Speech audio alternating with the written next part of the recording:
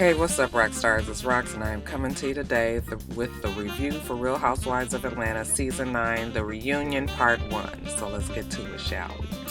Alright, you guys.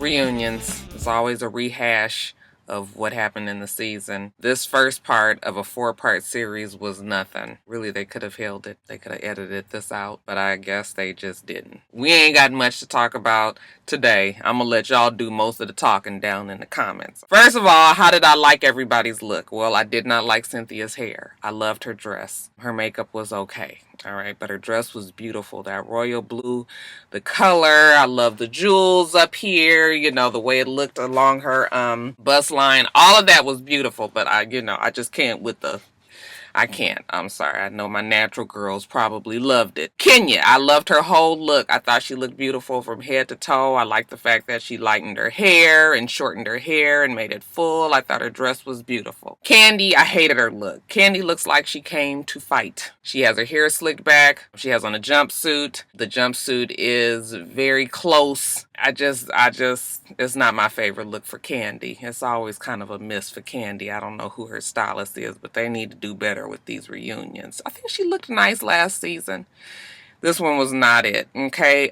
Phaedra, I loved her hair. I thought her hair was beautiful. Her dress was just, it was okay. I didn't think that it was ugly. Actually, it was nice. I think it was the color that I was not a fan of, that rust color. You know, they usually do jewel tones and things like that. So for her to come in that rust was kind of understated. But the dress itself was pretty. Portia, hated her hair, loved her outfit. Even though the outfit was very, solid gold, razzmatazz with a whole bunch of glitter and all of that, along the same lines as Kandi. I think maybe the color was pretty to me, and I just loved the fact that it was very deep cut, and I liked the shoulder, the arms, and it looked very flowy to me, and I just liked it. And then Sheree looked like she had on somebody's prom dress. I mean, it wasn't bad, but it was just like, girl, where you come from with this dress where everybody else was doing all this other stuff? The color was pretty. That was another nice jewel tone, the green. It was a rich, almost emerald green. But this point to the side, it was just played out to me. So nothing about the looks. And of course, Andy, our host. I love Andy for these reunions because even with there being a lot of bullshit, sometimes I feel like Andy does a good job with confronting the girls and kind of just putting them on the line to see what they have to say. I always like the fact that they take questions from the viewers, and he gives the questions to them so we can kind of see what they were thinking or what was the reason for them doing whatever the hell they did. So yeah, we always love Andy. People always say, oh, Roxanne, I would not be a good host. First of all, they don't know me, so they would not respect me. Okay, they would probably talk all over me. I mean, you guys see how it happens. Remember when Monique did Love and Hip Hop? It takes a special kind of person to host those type of events. So, no. First thing up, they talked about the augmentations, the fake boobs. Who has fake boobs on the panel? Kandi admitted that she does. She just recently got them done. Phaedra said she got a lift. I was like, girl. I mean, I guess maybe she did, but a lot of times when you get a lift, by the time they cut out the meat and bring it up, you ain't got nothing left. So they got to put something in there to keep the fullness, because all of the fullness of the boob was hanging down at the bottom, and they had to cut that off. I've had a few friends that have had breast lifts and implants because of that very reason. But if she say so, child, we gonna roll with that. Kenya is maintaining that she does not have fake boobs. I've never really studied Kenya's boobs, so I don't know. But Cynthia's boobs looked great. Oh my God, they looked great in that dress. I was surprised that Kandi got them because her boobs were already big. But I guess when she's been breastfeeding and had the baby and maybe they started to droop, so she, added to hers.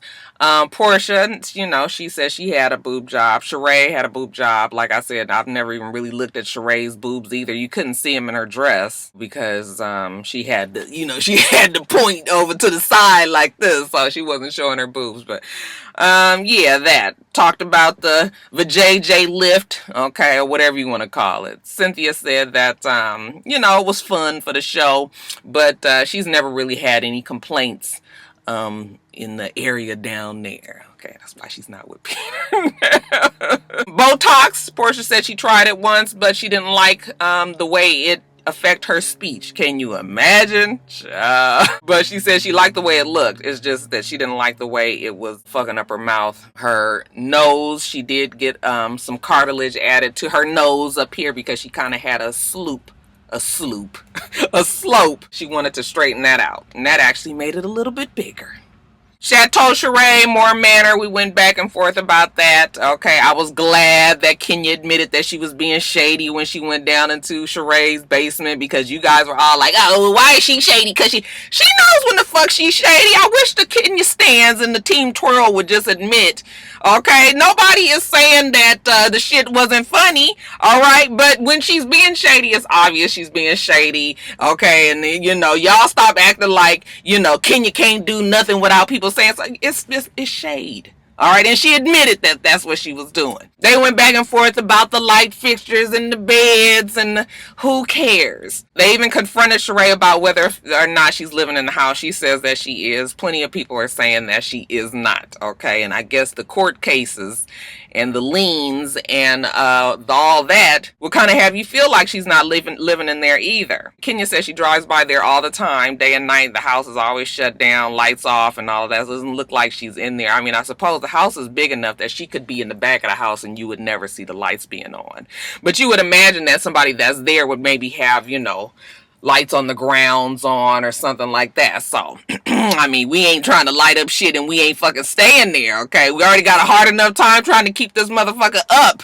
And then we got to be paying on light bills and we not there. So, I still don't believe that she is there, but I guess we will see. Okay, they start talking about the fact that Kenya and Phaedra started off being friends and how it ended up. It was just interesting to me that Phaedra was trying to say that she still doesn't have problems with Kenya. She just thought that it was inappropriate that she gave this divorce party, which it probably was. Okay, we all agreed on that. But like Kenya said, if you would have just said, I'm not really feeling it, then that would have been one thing, because Cynthia said the exact same thing. But for you to go all the way left and say that you're the reason why I got my divorce, yeah, maybe that's putting a little bit too much on it. 20 on 10. I really don't feel like Kenya is responsible for Phaedra and Apollo's divorce. She might have put a little extra strain by adding that storyline to their actual real life, but yeah, no. I mean, we already know that Apollo was doing a whole lot more. I mean, I guess I would like to ask Phaedra, would she have stayed with Apollo even with him going to jail if all that shit hadn't happened with Kenya? I don't think I see her stand with him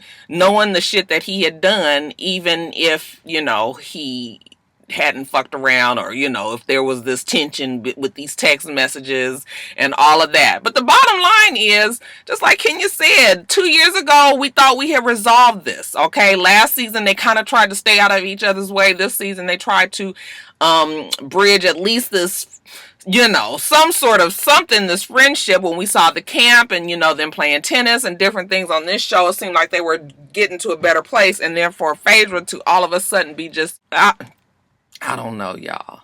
It's crazy the way that flipped at the very end. It was almost like Phaedra has other information, and we always know that there's other shit going on behind the scenes, and it shows itself on camera, and we be confused. But I just never understood why Phaedra got that upset, especially because they had been working on their friendship. So, I don't know. Okay, anger management. Of course, we picked apart Portia's.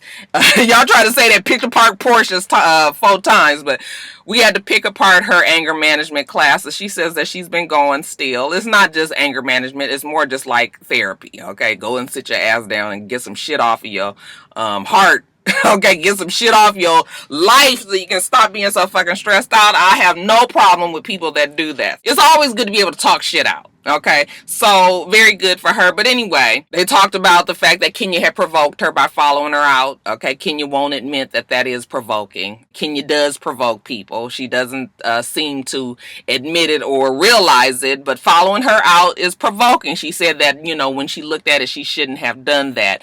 But okay, well, the but is always there. She never feels like she truly provokes people. I don't know why she doesn't see it like the rest of us do, but you're going to get your ass fucked up one day. That's all I'm going to say. If you feel like you can just continue to poke at people, we've seen her do it with Kim Fields. We've seen her do it with Portia. We've seen her do it with Phaedra. We've seen her do it with Nene, we've even seen her do it with her boyfriends. Okay, so Kenya has that in her. One day she will admit it. Somehow we got over to Phaedra, and they asked Phaedra why doesn't she ever jump in to protect Portia, you know, when Portia's fighting her battles. And Phaedra said, well, she's not going to be out in public acting no fool. Portia says, well, it's not that she needs to protect me, you know. Phaedra just has her way, and I did call her, and Candy was just like, why do you always protect her? You always give her a reason why she does what she does. Candy was just like, fuck. Everything that Portia thinks that Phaedra does is okay. She'll call Phaedra afterwards and talk to her about it. But why wasn't I afforded that same courtesy? We were friends. We was cool before the show started airing. I mean, before the show started recording, weren't we? Portia says that they weren't, but I believe that they were. They didn't have really no problem with each other. So Candy was just like, you gonna go on and on, protect Phaedra, and Phaedra's fuck shit. And every time she do something, instead of you confronting her in front of everybody else, you got to call her on the phone and all of that. Please, it's bullshit. Okay? Even Candy said that it was bullshit that Phaedra and her could ever have a friendship again. Because Phaedra was just like, I believe everything is possible with God. Okay? And, you know, Candy was just like, hey, I think God is even done on this one. She's one way in public, another way behind the scenes. That's the same thing Kenya said. Phaedra has two personalities, okay? The Southern Belle and the Freako.